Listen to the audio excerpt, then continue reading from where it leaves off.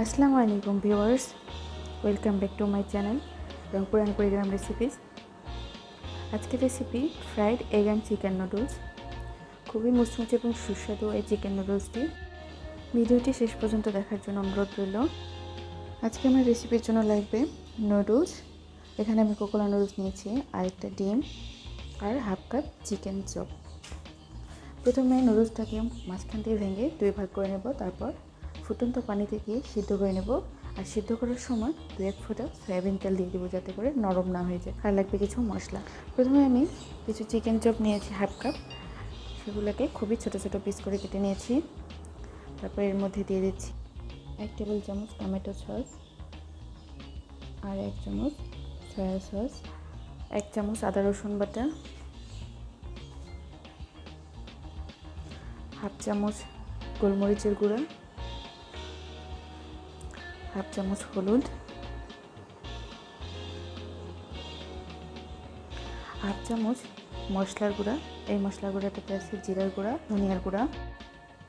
দিয়ে দিচ্ছি হাফ চামচ গুঁড়ো মরিচ, লবণ পরিমাণ মতো। আর তারপর এগুলোকে ভালোভাবে মিশিয়ে নেব। মেশানো হয়ে গেলে ঢেকে এক সাইডে রেখে দেবো 10 থেকে 15 মিনিটের জন্য, মাংসটা ম্যারিনেট হওয়ার জন্য। তারপরে এই সিদ্ধ নুডলসটা নিয়ে নিয়েছি। এই সিদ্ধ নুডলসটা আমি ভালোভাবে পানি ঝরিয়ে নিয়েছি। আর নুডলসটা আমি খুব বেশি সিদ্ধ করে নিয়ে দিয়ে দিচ্ছি একটা ডিম, ধনিয়া পাতা কুচি, কাঁচামরিচ এবং পেঁয়াজ এখানে 2-3টা নিয়েছি। আর কাঁচামরিচটা আপনাদের পরিমাণ মতো দিবেন, যে যেমন ঝাল খেতে পছন্দ করেন। আমি এখানে প্রায় 3 টেবিল চামচের মতো নিয়েছি। তারপর খুব ধীরে ধীরে নেড়ে চেড়ে ভালোভাবে সবগুলো মিশিয়ে নেব, যাতে নুডলসটা ভেঙে না যেতে পারে বা নরম হয়ে যেতে না পারে। খুব ভালোভাবে মেশানো হয়ে গেলে দিয়ে দিচ্ছি ম্যারিনেট করা চিকেনটা। তারপর আবার ভালোভাবে মিশিয়ে নেব। আমার খুব ভালোভাবে মেশানো হয়ে গেছে। এবার আমি এতে আরও কিছু গুঁড়োমরিচ অ্যাড করছি, কারণ আমি একটু ঝাল ঝাল খেতে পছন্দ করি। আমি আরও একটু ঝাল ঝাল করার জন্য একটু গুঁড়োমরিচ দিয়েছি আস্ত কিছু পাঁচফোড়ন, আর আস্ত কিছু জিরা। এগুলো ভাজার পরে মুখে খুবই স্বাদ লাগে খেতে। যদি আপনাদের আস্ত জিরা পাঁচফোড়ন পছন্দ না হয়, না দিলেও চলবে। তারপরে দিয়েছি কর্নফ্লাওয়ার 3 টেবিল চামচ,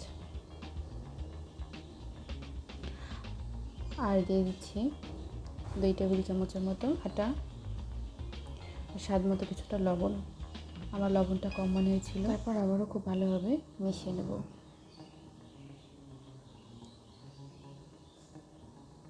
এবারও খুবই সাবধানে মেশাতে হবে, যাতে করে নুডলসগুলো ভেঙে যেতে না পারে।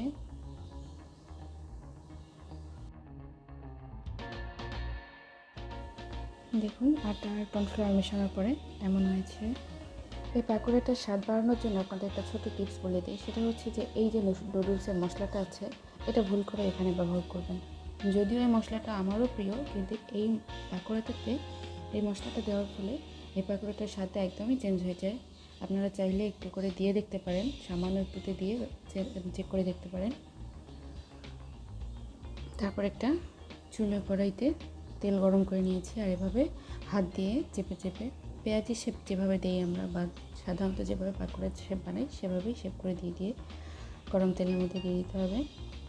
আর যেহেতু এখানে কাঁচা চিকেন আছে, সেহেতু চুলার আঁচটাকে অবশ্যই মিডিয়াম থেকে লোতে রাখতে হবে। এর চেয়ে বেশি বাড়ানো যাবে না, যাতে করে ভিতরে ভালোভাবে চিকেনটা সিদ্ধ হতে পারে। খুব বেশি জালে ভাজলে ভেতর থেকে কাঁচাই থেকে যাবে এবং বাইরে থেকে পুড়ে যাবে। এর জন্য খুব ধীরে অল্প আছে ধীরে ধীরে ভাজতে হবে।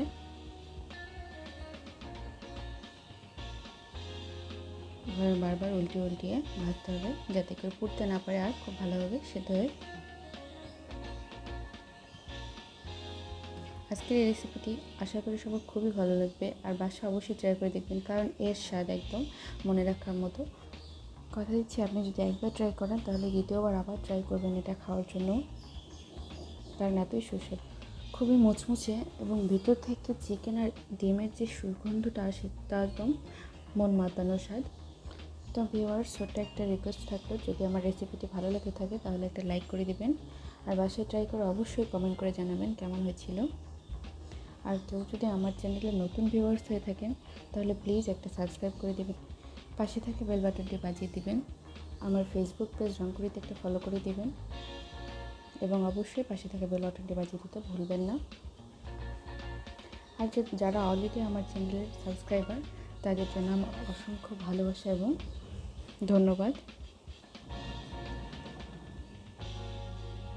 তো আশা করছি আজকে আমার রেসিপিটা আপনাদের ভালো লেগেছে। যদি ভালো লেগে থাকে তাহলে লাইক কমেন্ট করে আমাকে আবার উৎসাহ জানাবেন, আরও বেশি উৎসাহ জানাবেন, যাতে আরও সুন্দর সুন্দর সহজ সহজ রেসিপি নিয়ে আপনাদের কাছে হাজির হতে পারি। আজকে এই পর্যন্তই। ধন্যবাদ, ভালো থাকবেন। আসসালামু আলাইকুম।